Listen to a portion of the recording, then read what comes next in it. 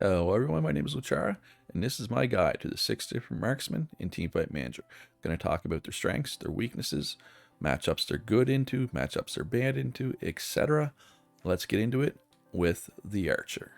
Alright, so let's take a look at the Archer's stats first. She has an attack of 40, that's high. That's actually tied for the highest amongst marksmen, which obviously is good. Has an attack speed of 0.67. That's not quite as high, but it's still fairly good. Has a range of 120. That's really solid. It's not the best, but it's on the upper end for sure. She does not need to get in close, which is nice. Has a defense of 5. All marksmen have a defense of 5, with one exception, which we will talk about later when we get to it. An HP of 100. That's middle of the road. Solid. Not completely squishy. Not super tanky. And a speed of 3. All marksmen have a speed of 3. So let's talk about this skill. Has a cooldown of 3 seconds, which is nice, but it doesn't always apply, which we will talk about momentarily. So this skill fires an arrow that stiffens the opponent and takes a step back. So here's the thing with this skill that we just talked about with the cooldown. She will only use it if there's someone next to her, right? So when that happens, when somebody's next to her, she fires an arrow that stiffens them, which I think is like a root or whatever, and takes a step back. It is definitely some form of CC though, because it does combo with the dual blader ability that combos with other CC, and takes a step back. She just jumps back essentially. So where this applies is usually when assassin comes in. You know, the ninja teleports in, the vampire, ghost, fly in, whatever. They get in close to her. She fires the arrow. She sees them. She takes a step back. Usually she will kill them before they can get a chance for the CC to wear off and get in again. Unless, of course, if she's already half dead, a ninja is going to kill her, right? But she's really strong against assassins because of that. Compare that to, like, say, a sniper who's just going to die to a ninja even if she's full. So this skill is really good. It's also good against warriors. If your front line breaks down and their front line gets through, their warriors or whatever, they'll never catch an archer, right? Because she's faster, and then she's going to use this ability. So there's a lot of times where your archer just will never die. It doesn't do great damage though, this skill, I should say. It's not for the damage. And the ultimate too fires arrows quickly and repeatedly at random enemies. It does some damage. It's not a great amount of damage. So she has good base attack. She's really good against assassins, but neither of her skills does a whole bunch of damage. But she's, like I said, really good against assassins. She's solid against heavy frontline comps. You know, if they don't have, you know, other marksmen or mages, she's not going to die a lot generally, unless they have, like, you know, 3 assassins, in which case, you know, the skill's not going to be up often enough. But great against assassins, great against warriors, can fit into any comp, combos well with other CC. Like I said, dual blader, ice mage, you know, you name it, is really good. So archer, really solid pick. All right, next on the list is a sniper. Also has 40 attacks, same as the archer. Attack speed of 0.61, a little less than the archer, but still a little on the slow side, but it's okay. Range 150, that's nice and high. Defense 0 defense. All the other marksmen have 5, she has 0. 65 HP, that's the lowest. 3 speed. So you might be thinking to yourself, why would I take the sniper over the archer? Same attack, less attack speed, a little more range, but way squishier. Well, these abilities are why. So it has a cooldown of 5 seconds, this skill. Continually fires a gun at an enemy which deals major damage. This, when it says major damage, it means this is one of the hardest hitting skills in the game. This is where she gets her damage. This is why she does way more damage than the archer. Now, obviously, you do not take the sniper if there's any assassins on the other team. You either, you know, pick the assassin last when you already know their team, or you ban out their assassins or / pick them. Or, you know, some of these, like vampire, sometimes you might be able to kill it before it gets in, but like ninja, no, absolutely not. Ninja will one-shot your sniper every single time. Do not take sniper against ninja. But let's talk about her ultimate briefly here as well. Throws a grenade that deals high damage within fixed range. This is a pretty big circle, and it does a lot of damage. It can wipe the whole enemy team, but like most ults in this game, sometimes they do not use their ult smartly. She can waste it by throwing it on one person who only has 10% of their health less, right? But like I said, it can also wipe their whole team. It's very high damage. Nothing else to say about that. So she is high single target damage. Her alt is AoE, but you're not taking sniper for AoE. You're taking her for high single target. Again, avoid assassins on the other team. You want to have a strong front line because you don't want her taking damage, period. Preferably. She can be literally, like you could do like, say, Knight, Priestess, Bard, which is basically 0 damage, but with a sniper. And if everybody else does their job and she just sits back and snipes, literally, she can do enough damage basically by herself to carry your whole team. She really can. It's a risky proposition taking something like that, but it can work. Another thing that's good to combo with her could be something like Swordsman to reduce their defense. And then she just will absolutely tear through targets, right? And you can combo her with AoE, so you have an AoE and a single target, like Sniper Pyro is a pretty amazing DPS combo. But yeah, basically, avoid assassins. Great single target damage. That's the sniper. Alright, so let's talk about the Boomerang Hunter. He has an attack of 30, a little lower than the Archer and Sniper, but still solid. Attack speed of 0.53, that's pretty low. That's the lowest amongst Marksmen. 70 range, also the lowest amongst Marksmen. 5 defense, which is standard. 80 HP, which is a little on the low side. So that seems like a lot of low things, right? But the thing is with his basic attack, well, it's Boomerang. It goes in an arc. It can hit more than one. So if it's a situation where they have multiple frontliners, he can do a lot of damage. The thing with him, though, is at 70 range, he's almost got to be in melee range. There are melee characters like the Lancer, for example. Their range is almost the same as Boomerang Hunters, right? So you got to be really careful. You need a strong front line for the Boomerang Hunter. So let's talk about his skill. Has a 4-second cooldown. Throws a boomerang in a semicircle trajectory. All enemies in a trajectory take damage and their defense decreases. So it doesn't do crazy big damage, but it does nice damage. The real key here is decreasing their defense, because you're already wanting to take him against a group of tanks, a group of frontliners. So being able to decrease their defense is huge, right? So that's where you want to take him. His ultimate throws several boomerangs that surround you. All enemies in range take damage and their defense decreases.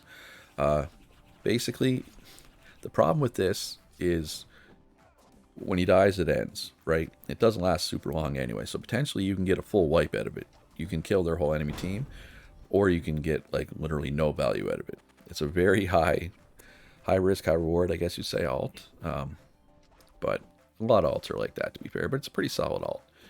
The thing with him, like I said, is he almost has to be in melee range. So you want to have a really strong front line so that he doesn't have to front line, and you got to be careful against things like Pyro, because he will take AoE damage.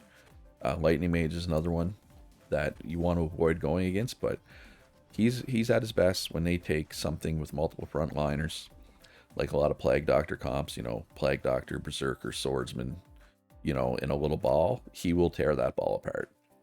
Another interesting thing with Boomerang Hunter, I played through deep into this game 3 separate times now, and all 3 times the Boomerang Hunter has been buffed fairly significantly, as you can see here, right? Like, those are some pretty good stats.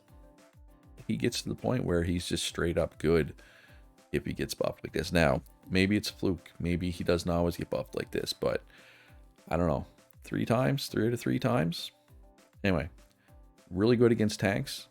Not great against assassins, obviously, because he's low HP. Not great against AoE. He's good with certain traits, such as Coward, that, sometimes you have to play around them, but he's solid with Coward. Just something to keep in mind. Anyway, that's the Boomerang Hunter. Alright, Poison Dart Hunter. Has a base attack of 20, that is on the low side. An attack speed of 0.77, that's pretty solid. Range of 110, yeah, middle of the pack, 5 defense. 130 HP though. Fairly tanky. Fairly tanky. So the Poison Dart Hunter is mostly about this skill. 4-second cooldown. Throws poison bottles to create an area that inflicts poison. So basically it's a continuous damage. It's a dot. It's a damage over time. It has a nice little circle, as you can see here. It's a fairly decent sized circle.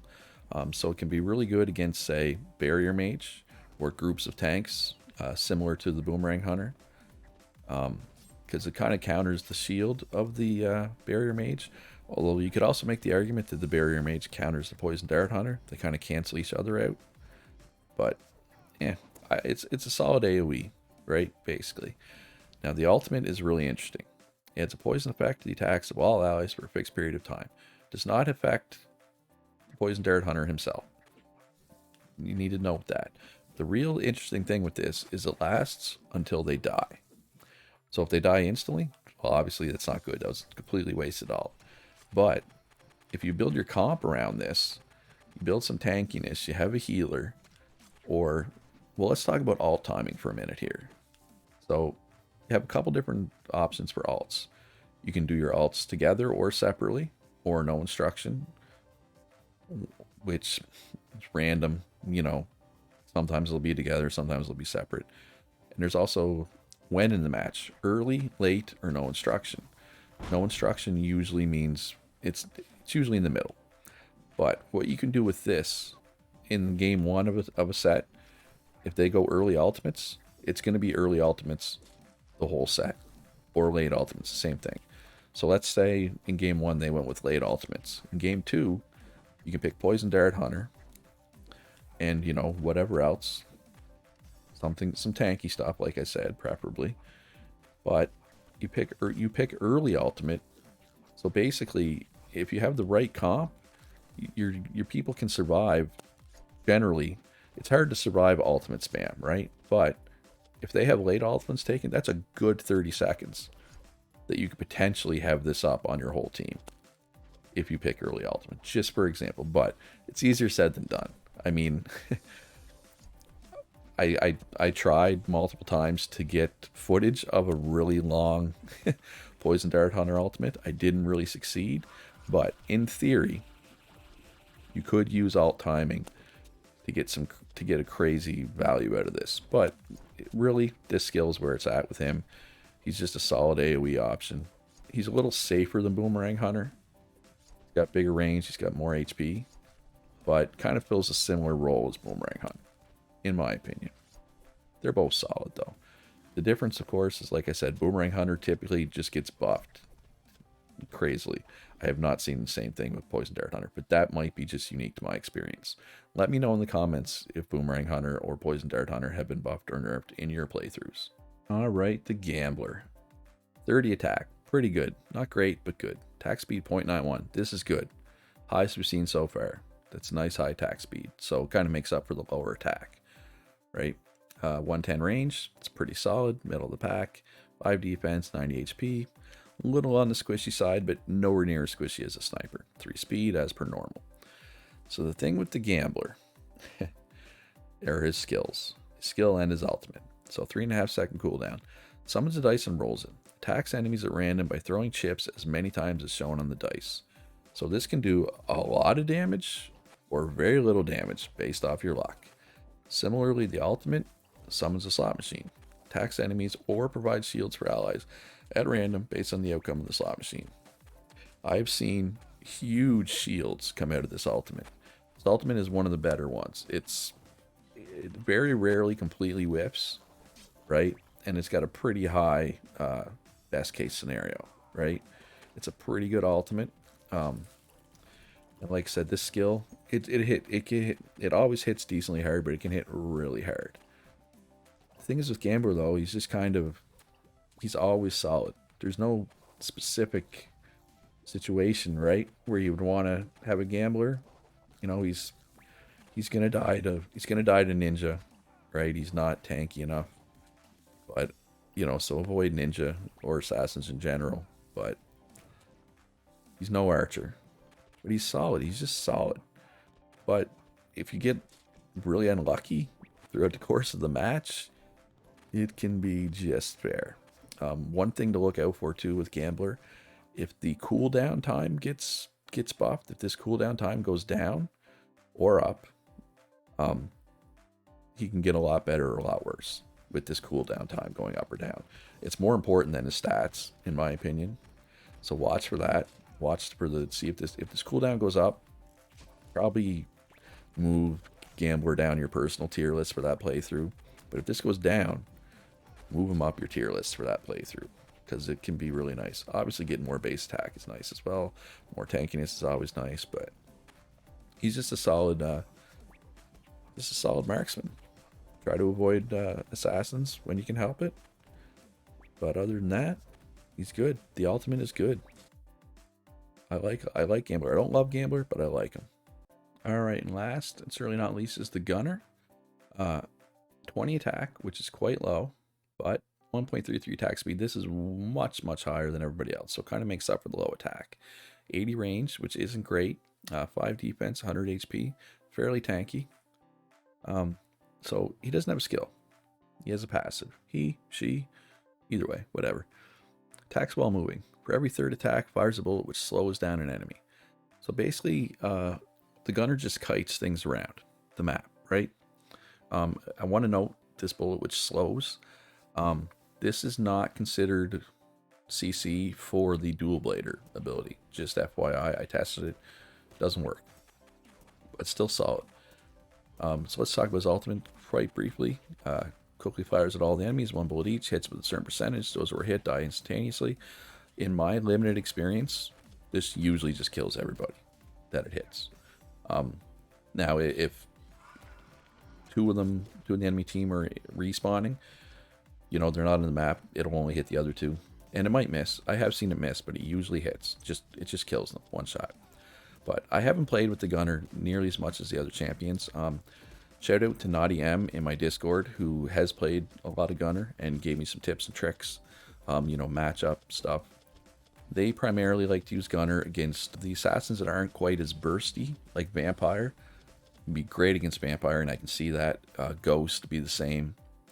Like Ninja can, you know, Ninja and Clown can blow them up before the Gunner gets a chance to run. But against the less bursty assassins, he'd be great. He's good against warriors. So if, you know, your AoE options are banned or not available, he can be solid against a group of warriors because he can kind of kite them around. They're not fast enough. Assassins are fast enough to keep up to the Gunner, but warriors aren't. But you want to avoid heavy CC because if he's not moving, you know, he's not doing as much damage. So avoid Ice Mage, avoid Knight, just for example. And obviously, Dual Blader, if it combos with one of those things, the Gunner will definitely be dead before the CC wears off. But it's a solid pick, right? It's not, it's similar to Gambler. It's just an all-around thing. Certain matchups to avoid, but it's solid. But it's not like Sniper. You know how I said Sniper can be your only damage dealer? If you tried that with Gunner, you would probably not have a good time. Gunner's more of a secondary DPSer. You want to have at least one other solid damage dealer to go with your Gunner. But yeah, it's just a solid pick. Avoid CC, avoid burst assassins. Other than that, it's solid. And like I said, I like the ultimate. I mean, pretty much most ultimates are pretty hit or miss. So this one, the hit or miss is built right into it. But in my experience, it usually hits. So that's the Gunner. So now let's do a quick summary and conclusion here. All right, so quick summary and conclusion. So this is a spreadsheet with all the stats of everything. Green means they have the best of that stat. Red means they have the worst. So, you know, Archer, Sniper have the highest base attack. Gunners get the highest attack speed. Sniper has the highest range. Everybody except Sniper have 5 defense. Sniper has 0. So as you can see, the Sniper's pretty squishy. Cooldown I put on here as well, although, you know, cooldown, you got to keep in mind, like Archer doesn't use her ability unless there's somebody next to her, so that really low cooldown's kind of a bit of a lie. But to summarize, Archer, very good against assassins. Mediocre against everybody else. Okay, but mediocre against everybody else. Sniper, avoid assassins at all costs. Great single target damage, can carry your team. Really good ability. If this cooldown ever comes down from a patch, move Sniper up your tier list. Boomerang Hunter. Low range is the thing with Boomerang Hunter. It needs to get in close. It's almost a melee character, but crazy good AoE. Absolutely shreds tanks. In my experience, it usually gets buffed. So keep an eye out for buffs for Boomerang Hunter. Poison Dart Hunter is also AoE. Pretty tanky. Tankiest. The low attack's kind of mitigated by the damage over time. Has an interesting ultimate where if you can keep your team alive, you can get crazy value out of it. So take a look at your alt timing on that. Gambler, no red. The only green is defense. So basically, Gambler's just middle of the road. Solid though. A little bit of RNG aspect to the damage of a Gambler, but solid comp. And much like Sniper, if this cooldown comes down, watch out. Gambler will be really good. Gunner is the kiter of the group, so you want to avoid heavy CC and really burst assassins, but he's good against the less bursty assassins and good against warriors. So that's my opinions on the Marksman. If you agree, disagree, let me know in the comments.